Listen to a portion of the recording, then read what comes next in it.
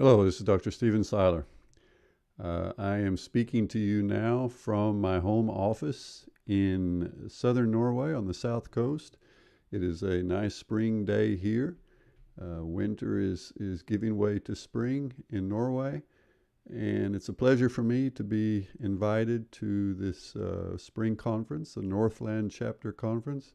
I'm an American trained in the United States. I've lived in Norway for 25 years, but I guess you could say I cut my teeth in terms of research presentations. I think my first ACSM conference was the Central States Chapter meeting. I was at the University of Arkansas, went on to the University of Texas to do my PhD where it was the Texas chapter. So at any rate, it's a pleasure to speak to you, a pleasure to be invited and be part of the ACSM tradition. And I should say up front that if I make any strange grimaces or expressions on my face that don't look normal, it's because I broke a couple of ribs about 4 or 5 days ago. And I'm still wincing occasionally, still making wrong moves, but I'm going to sit still and not rock the boat, and hopefully everything will be just fine. But it did impact. I did have a couple of days delay in getting this presentation uploaded and available to you. So I'm going to go ahead and turn on the screen. I think you'll still see my face somewhere in the corner, but this is the title of my presentation, and it is connected to the fact that for probably about 20 years now, I've done quite a bit of research on endurance training, intensity distribution, and this term polarized training comes from a bright idea up in my head at one time to try to name something that I was seeing, and it's taken on a bit of a life of its own. But I would like to speak to you today about going from a general model of best practice to a more individually optimized approach, and what I think some of the steps are needed, or what steps are needed to achieve that. And I know I'm speaking to many students, obviously also sports scientists, but many students, and it may be you students who will test these paradigms, challenge them, and use modern methodologies, modern technologies to give us new approaches that allow us to move forward, as I'm outlining here. Now, initially, I also want to say that as students and we as professionals experience that sports science, there's a bit of a duality or a dual directionality in what we do. We probably start on the right side by trying to understand human physiology through the lens of exercise, understand physiological responses and adaptations to exercise, and then use that to say something about human function in general. But we also use science and our technological tools to try to answer questions directly related to the practice of sport, to training, to performance. And so this is a duality that we all live with and work within. But I will say that here I will be mostly focused on this translation, the translation of science to practice. Now I'm going to try to make 5 points. My time is short, so I will be succinct, and you will know where we are along the way. The first point I want to make is that we need to redefine the laboratory in applied sports science, and that is a key to keeping the applied in sports science, to achieving translation from scientific research to actual sports best practice in training and performance. Now, I'm an exercise physiologist, so the laboratories that I have kind of grown up in as a scientist look fundamentally like this. Now, more developed, this is about 100-year-old picture, but the basic components of an exercise physiology lab have been there for a long time. We need tools like ergometers, work meters to measure accurately the external work that is performed. And we need mechanisms, methodologies to measure the internal cost of performing that work. And we have spent over 100 years examining the relationship between these two, between the external work, the work rate, and the cost of doing that work, both acutely and the effects over time of repeatedly exposing the body to that work. So the laboratory has served us well. Now, there are different kinds of laboratories. In my own research as a master's student and as a PhD student, I was using a rat model. I trained rats on a treadmill in my master's thesis work. Had rats do interval training. Other rats did continuous steady state training. Other rats were the couch potatoes that sat in their cage. And I was comparing their cardiac function after 9 weeks of training. In my PhD work, I did more mechanistic work using an isolated heart perfusion model, even more sophisticated than this, where I was actually measuring pressure and EKG and cardiac output and so forth on these tiny 1-gram hearts, trying to understand molecular mechanisms. And we do obviously a lot of that in sports science research, and we're now able to do cell signaling and genetic research, trying to understand the process of going from a training signal, a training perturbation, to a change in protein synthesis. And then, of course, the laboratories that perhaps we're best known for and that we're most familiar with are labs that look a lot like this, where we study systems physiology, the integrated physiological responses, using the basic ingredients of the same laboratory that I showed you from 100 years ago. But I think we need to also incorporate this third laboratory, which is the laboratory of the athlete and coach. It is the environment, the actual environment of performance, which we're not able to be as reductionist. We're not able to control all the variables. It's holistic. We're doing experiments in self-organizational properties and emergence under various real-world constraints, the rules of the sport, the environmental constraints, and so forth. And this is a very important laboratory for really understanding the translation all the way from molecular signaling mechanisms to the day-to-day practice of talent development, of physical performance. Now, this is my cycling room. I do a lot of indoor cycling. Normally, I don't get injured, and I did not break my ribs falling off this ergometer or this bike, but it was a more bizarre accident than that. But the question you might ask is, this cycling room, is it my pain cave or is it more? Is it also a laboratory? And I have to admit, for me, it is very much a laboratory, but in many ways, for us as sports scientists, hundreds of thousands of cyclists and runners and rowers, they are all in their various laboratories, and we have potentially access to extract information from their training process.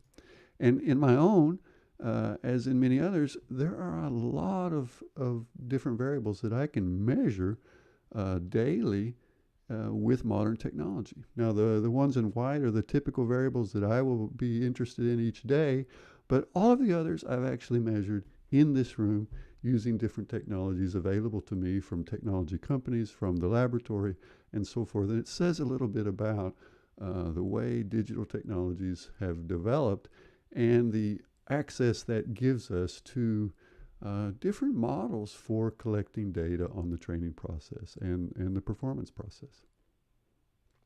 This is a new development for people like me, but for those of you who are students today, this is the background you will build from, and you need to be very sensitive to it, and don't let us old guys and older scholars fail to think about these possibilities because we're used to only working in a traditional laboratory. Now, 3 experiences that kind of made me reevaluate my understanding of training and to very much appreciate the importance of that field laboratory that coaches and athletes are experimenting in, they were these. I first was in Norway and had not been here very long, and I'm out running on the many forest trails around where I live, and there was a young woman training in front of me or running in front of me, And I happened to recognize her because she had been tested in a laboratory. And she was actually the sister of a silver medalist in the Olympics in cross country skiing. And what she did that surprised me was that she was running, and then she came to a steep hill, short steep hill, and stopped running and started walking very fast up that hill. And then when she got to the top, she kept running again. And that I had just never seen that. I couldn't imagine, every hill I ever came to, I leaned into.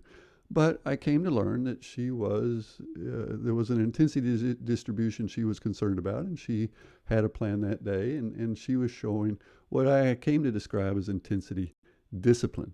Another situation that emerged was I was reading in a newspaper, a national team coach was cited as saying that we don't do much threshold training because it's too much stress for too little gain.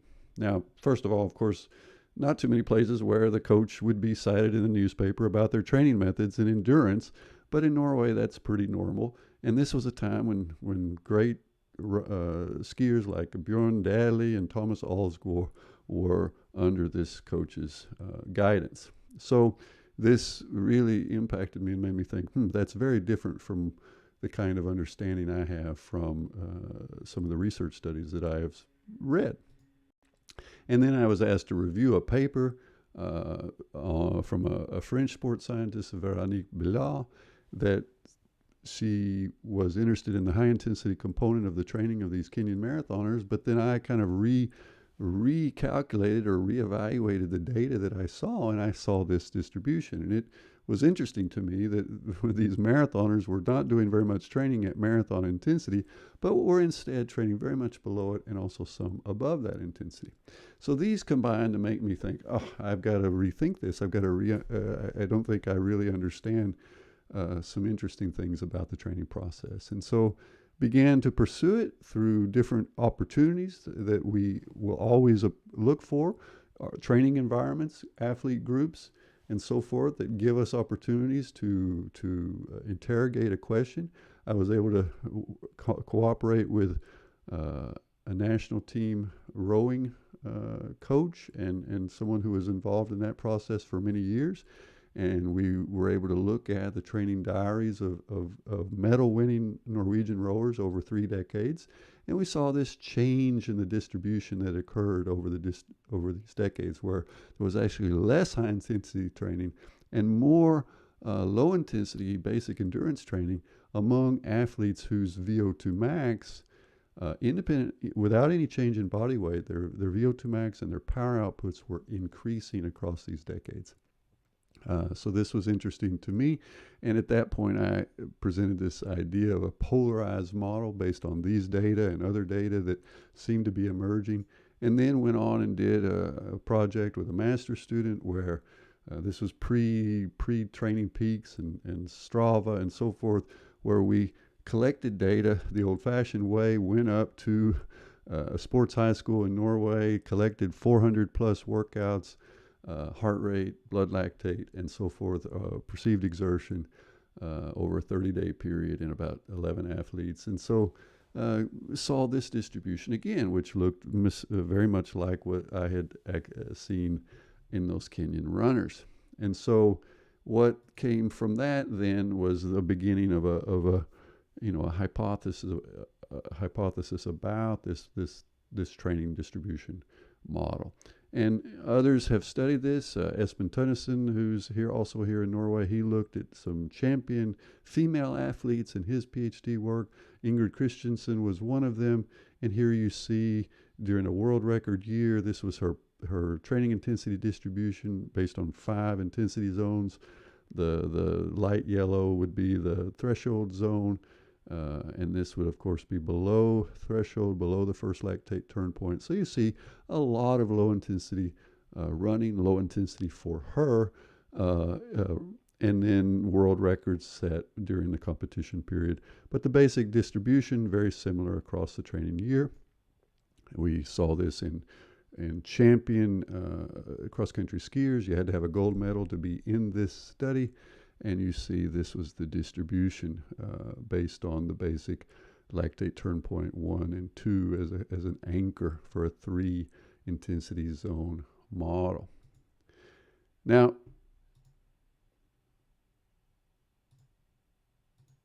let's see what's happening here. Gonna go like this. Yes. So what emerged was basically in the paper in 2006. We basically said this is kind of the traditional model for intensity distribution based on a lot of studies that had been published that were fairly short duration and often involved kind of an untrained to trained transition, often in young college students. And then the comparison was to this model, which was emerging from actually studying athletes who had been training for months or years, and what were they doing once they had gone past that initial transition from untrained to trained, and it looked quite different. And so this became a testable, hypothesis that was laid out, and the result was over the last 15 years, there's been a lot of research done looking at different training intensity distributions. I would almost argue that that's become a thing because some of that early work, the TID, the training intensity distribution, and what is the best practice for different, for getting this intensity distribution right. And if you go on the internet, you will see a lot of figures and diagrams and discussions about different training intensity distribution models. And there have been books written, not by me, not yet, but Matt Fitzgerald has written a contemporary training guide where he used the term 80-20 running. In this book, I had to look at it. I think I was cited, or my name was written 40 some odd times. And then this one, he actually asked me to write the foreword. But he translated the science from me and others into a typical, a commercialization or a simplification of this in terms of training plans. And he did a good job. But as is always the case, when we go from science to practice, there's often some, we have to make some simplifications and so forth. And so my job I continue to feel like I have to explain what the research meant and maybe what it doesn't say, and how we have to individually optimize what we do within this basic framework. Now, you could also say that this framework of 80-20 or polarized training serves as guardrails. Now, on a dangerous road, curvy road going downhill, guardrails have a very important function, and they keep us from being injured by inertia, by inexperience, by our ego of trying to see how fast we can go, and by whatever unforeseen problems like a deer crossing the road that we might encounter. And that's not unlike, I would say, the function of a basic intensity distribution model or a best practice model for training, is that it serves as guardrails for best practice, but that still opens up a lot of degrees of freedom for the individual execution of the basic training distribution on that windy road that is the training process. So pardon the metaphor, but it has some relevance here. So within a basic framework, then we would like to get even better at individualizing based on the characteristics of the athlete, their training age, their morphology, and so forth. So how do we do that? Well, I think step 2 is that we need to recognize the really complex interaction between intensity and duration in training and performance. Okay? So every time a coach prescribes training, these are the 2 basic components. Once you've decided what the modality is, then you're saying, what are we going to do today? Are we going to intensify or extend? Are we going to work on the duration component, the extensive endurance, or are we going to try to improve the ability to respond to an intensity demand? And of course, we prescribe interval training, we prescribe various kinds of prescriptions to achieve these different goals. And then we have to deal with the associated stress responses and the cost of doing these different sessions. Now, along those lines, one of the interesting questions, when we looked at training as a signal for adaptation, already way back in 1970 in the textbook of work physiology, which I think every student should try to get their hands on as a classic text. Ostrom asked this question. He said, it's an important but an unsolved question. Which type of training is most effective? Maintain a level of 90% of VO2 max for 40 minutes, or to tax 100% of the oxygen uptake capacity for 16 minutes. Now, those were the specific numbers he used, and they implied a nonlinear relationship. Already then, he was suggesting, hey, there's a intensity duration relationship, even in the high intensity range, and it's not linear. And these are pictures from the Gymnastikhögskolan in Stockholm, showing you what the technology of the day was, but the data collected there was outstanding and still is part of our important understanding of the training process.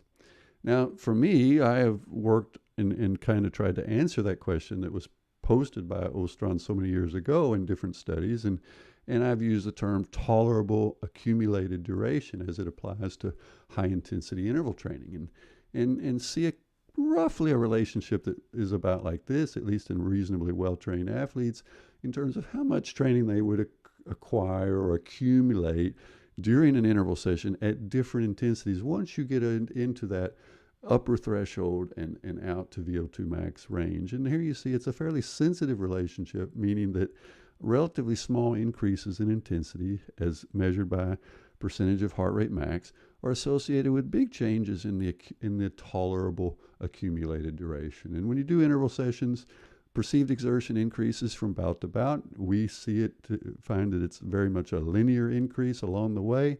And then the athlete, of course, you can predict some point where they would just say no more. So when we're prescribing exercise, we can use this. And in our research, we have, in some studies, training studies we've done, and also in more understanding just cross-sectional studies of intensity, we've used 16-minute intervals, we've used 8-minute intervals, 4-minute intervals, and we've prescribed so many of these and hundreds of bouts that we've quantified in the laboratory. We have a pretty good picture that when we prescribe this and we use a so-called maximum session effort prescription, telling the athlete or the subject to execute the prescription, say 4 times 8 minutes with 2-minute recovery between, at their maximum session effort.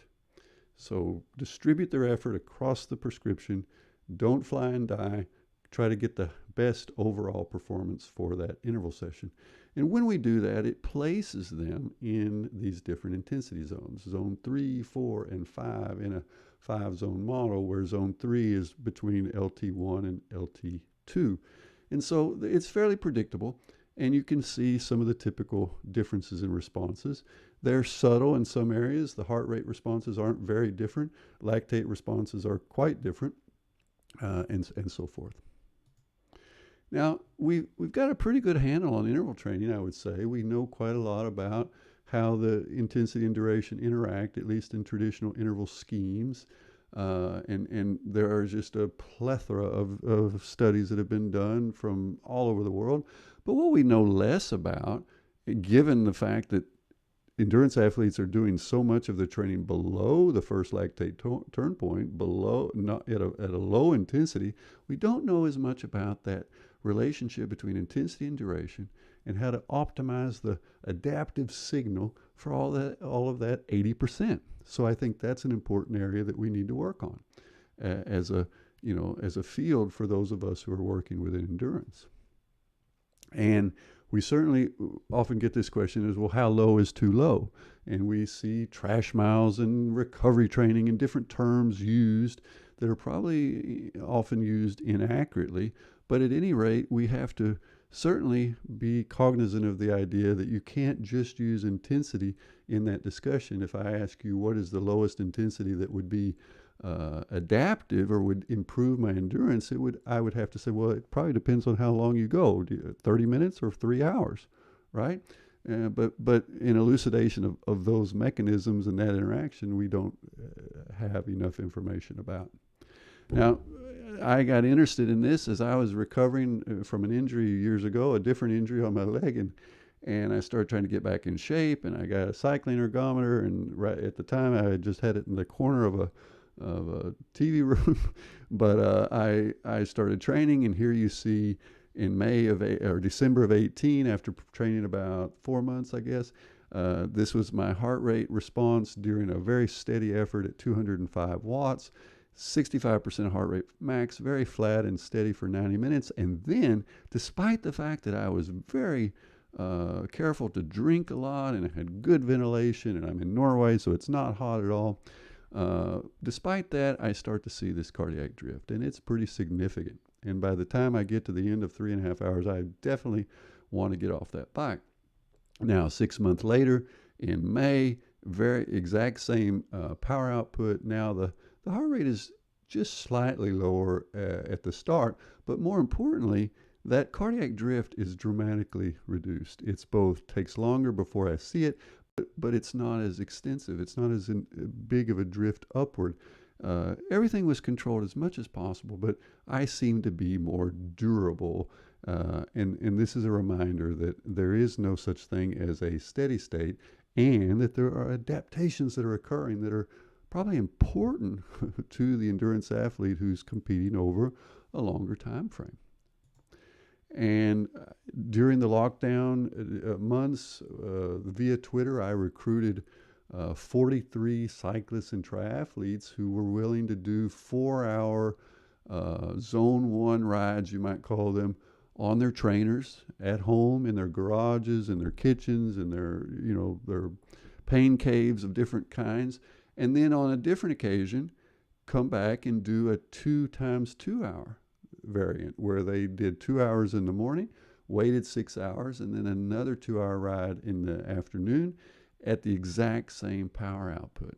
And here we see that this changes the stress responses. The total work done, the workload, you might say, is the same, but the stress responses, as evidenced by both perceived exertion and heart rate here, are quite different. And then the question would become, well, but is the adaptive signal the same? Is the training effect the same? And we don't know enough about that. We can speculate, but we don't know enough about it. So these are areas that we want to pursue. And we, in the whole big scheme of things, we're fundamentally interested in achieving these adaptations in the brain, in the cardiovascular system, in the muscular system, and achieving that through the training, through molecular signaling. But then we have to also accept that with that training prescription and execution comes stress, and that stress can manifest itself in different ways.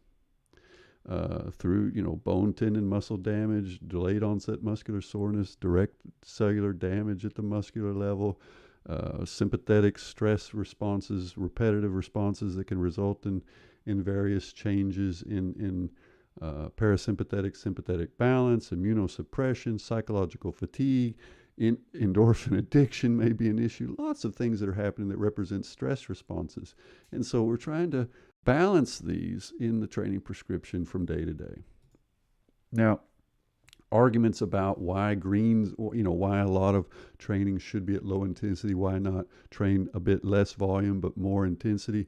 It seems to be some combination of these three aspects. One is really understanding the interconnectedness in the relationship between intensity and duration as contributors to an adaptive signal is one aspect of it.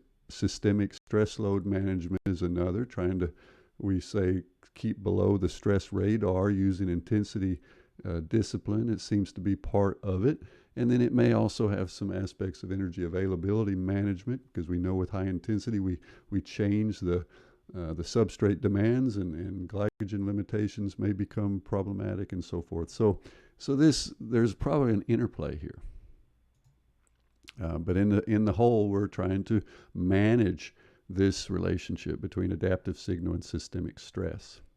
And we also have to remember that when we put this back out in the field, into the holistic setting, then there are multiple stressors that can interact and that can change how the athlete responds.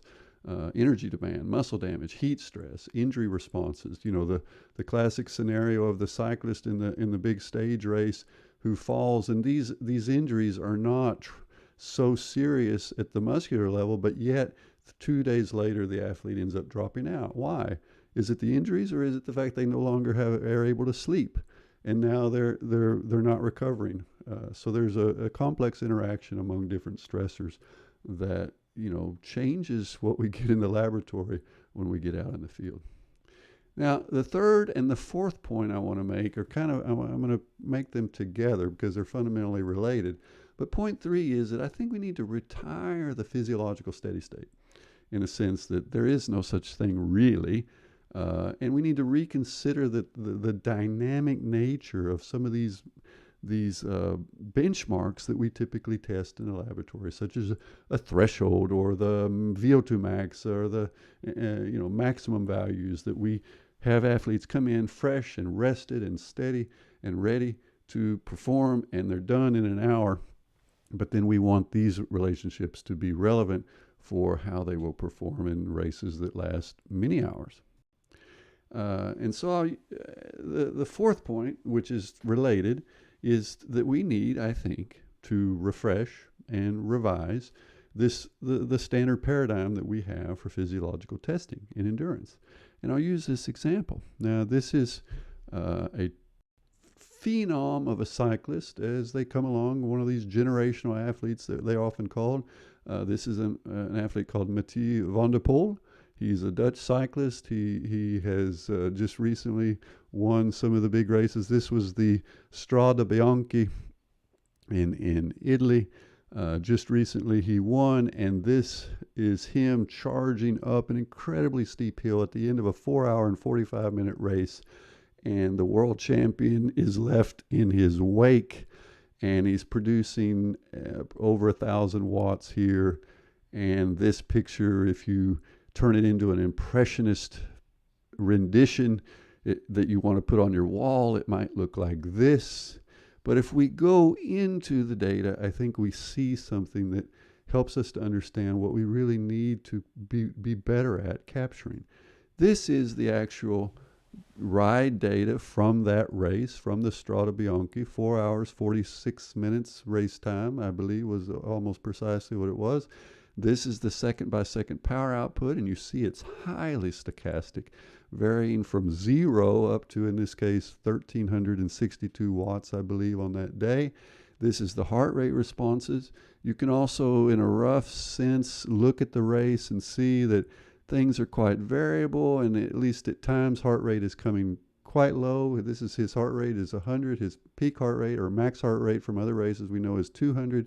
So he's not struggling too much here early, but then at the 3-hour mark, the race really, really begins. So first 3 hours of up and down and all around, and then a hour and 45 minutes of real, continuous attacks and responses. And if we smooth this data, then we get a picture that looks like this, where you see a nice relationship between the heart rate responses and the smooth power data. I often calibrate this using the 6-minute power and calibrate it up against the Carvonen formula, basically the heart rate reserve, because that's the number of beats the athlete has to work with. And when we do that, that relationship is often very close to 1, and it kind of provides a nice way to look at how that relationship is changing during the race. And when we see what we see in these types of races, they're very stochastic, and there are an accumulation of a tremendous number of minutes at very high intensity. Here I've used 410 watts because that is what the calculated critical power of this athlete is. I don't use the critical power model for training intensity distribution, but it's very useful when trying to look at competitions and races and how athletes are distributing their energy and doing surges of high intensity and then recovering. And what we typically see is that, in these races, if the athlete is going to be able to accumulate a lot of work time well above their second lactate turn point or their critical power, they also are going to need recovery time. There will be quite a few minutes at very low work rates. And in fact, in cycling, there will be a lot of time spent at essentially zero power. And this stochasticity is one of the things that seems to be typical for these kinds of races. And the athletes that are the best in the world have the ability to recover rapidly. And so we're trying to understand that better. Now, here's our traditional model carved out over decades of testing that has served exercise physiology well in explaining endurance performance, particularly steady state endurance performance, 10,000 meters running or 1 hour cycling, a marathon. Maybe about the longest that we've used in these kinds of studies has been 2 hours of exercise, and they are well explained by the combination of VO2 max and fractional utilization and work efficiency. And then for shorter events, if we throw in some anaerobic capacity, we have a fairly good explanatory model. But when we get to high levels of performance in homogeneous groups of really well-trained athletes, we see that it doesn't explain everything, because we also need to incorporate into the model some adaptations that seem to improve the athlete's ability to sustain over longer and longer durations and to maintain. I've used the term low intensity durability, that they are able to perform for long periods at sub-threshold intensities without a shift in this internal cost relative to the external workload.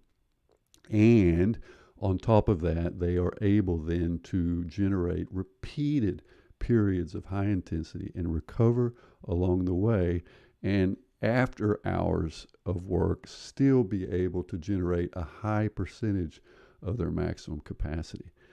Because this capacity they have when they're fresh is not what they have after 4 hours on a bike or after 8 hours in an Ironman triathlon and so forth. And so the fifth point I would like to make is this. I think we need to repurpose an established framework and language to improve training monitoring. And the framework I would want to introduce or repurpose is load, stress, and strain. Now, let me try to explain. First of all, if we think about the training process and we want to have feedback about what has happened, and the early days of training diaries look like this. It was literally a diary. I didn't feel like going out on the bike, so I didn't. That's a qualitative feedback. And then we emerged, the log books, which became a bit more numerical, and we could begin to take averages and measure and add up and so forth. And now in the digital age, of course, we can measure a lot of things, heart rate and power and pace and kilometers and so forth. And then when you have digital numbers, they are very conducive to making ratios and multipliers and indexes and so forth. And so those kinds of metrics have become very popular. And so when we look at the forest of metrics that have emerged, it's confusing because different terms are interpreted in different ways, and these different terms overlap. And so I have extracted 3 of those terms that are used, load, stress, strain, and try to say, well, what do they really mean? Or can we draw on other relationships or other knowledge to help us here? And I believe we can. I think if we go to engineers, they have a very logical, very consistent way they use these terms that has some, I think, relevance for us when we're trying to understand training. If an engineer wanted to study and measure this tolerance of this wooden beam to tolerate a load placed on top of it, then they would operate in a very consistent way. They would put the load on the beam, and they would know its cross-sectional area, and they would define the stress that is internal in the beam as it accepts that load relative to its cross-sectional area, they would say that's the stress. Stress equals load relative to capacity. And if the load exceeded the capacity of the beam and actually caused the beam to be deformed or stretched or bent, they would measure that and they would call that strain. Load, stress, and strain. Those three terms are used. Now, I'm not an engineer, and so I, like you, might need to go in and do a little reading and take some notes. And these are some of my notes from mechanics and trying to understand how they use these terms. And I will leave these for you. You can come back and look at them.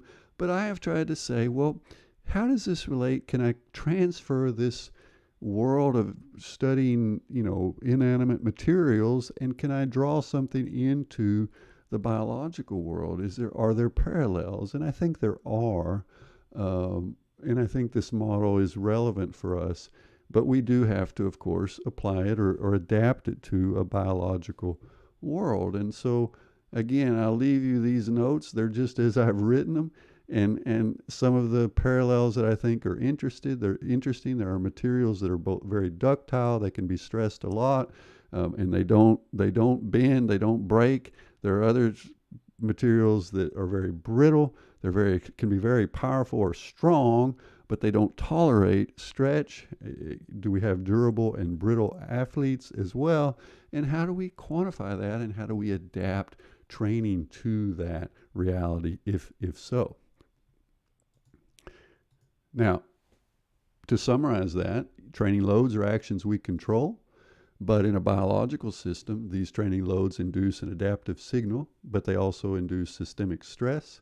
And we want to help our coaches and athletes manage this. We want the adaptations to accumulate, and we want the strain reactions or side effects of repetitive training load to be manageable, and we want to mitigate them. We want them to rebound. So these responses accumulate, but these do not, because the accumulation of these strain reactions then starts to sound like overreaching, overtraining, and so forth. Now, here's an example of this is me cycling at 283 watts for an hour and 20 minutes after a warm-up. And just to show, this might be, some would call this my sweet spot, because my 60-minute power, or the power I can ride for an hour at max, is probably 310, 315, 20 watts max on a good day. So 285 is a tough load, and it's certainly not sweet, and it's not a steady state. My stress, my heart rate is drifting up the entire time. If I were to measure various stress hormones, measure perceived exertion, that first 30 minutes might feel like green, but then it would start feeling tough, and then by the end it is extremely tough.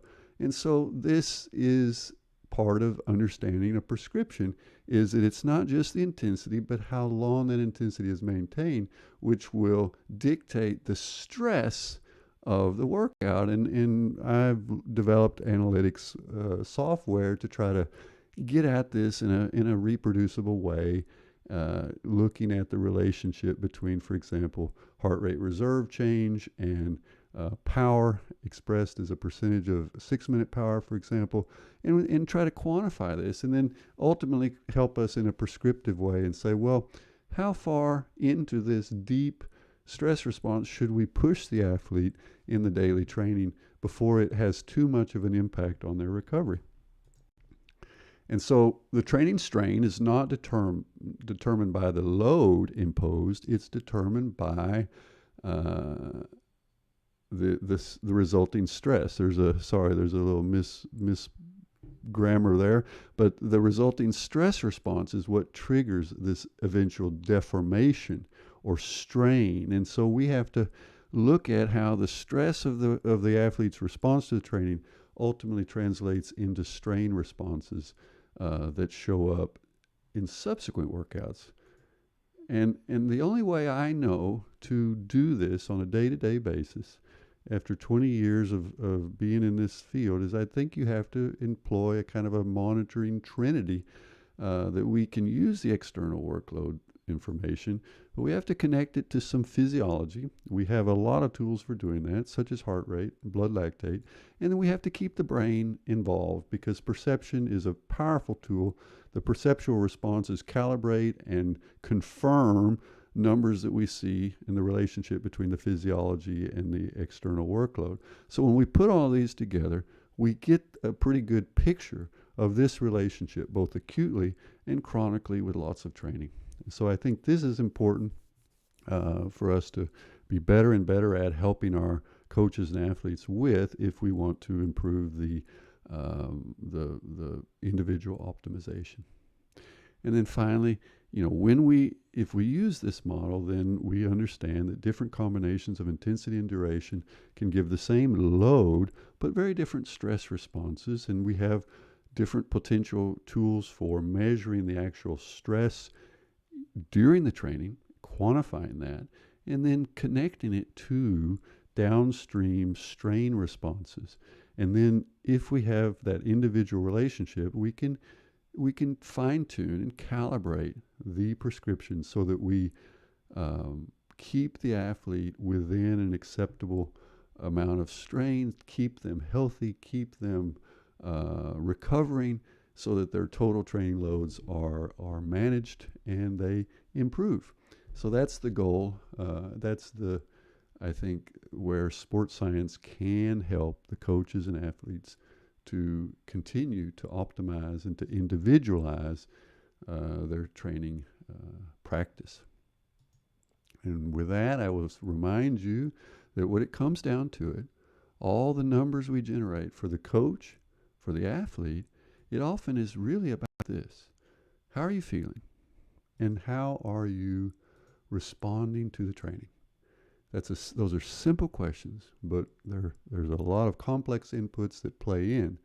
And so part of our job as sports scientists is to take the complicated and the complex and to help simplify it into a manageable, you might call it a heads-up display for the coach, for the athletes, that helps them make decisions in real time that are appropriate. And with that, thank you for listening.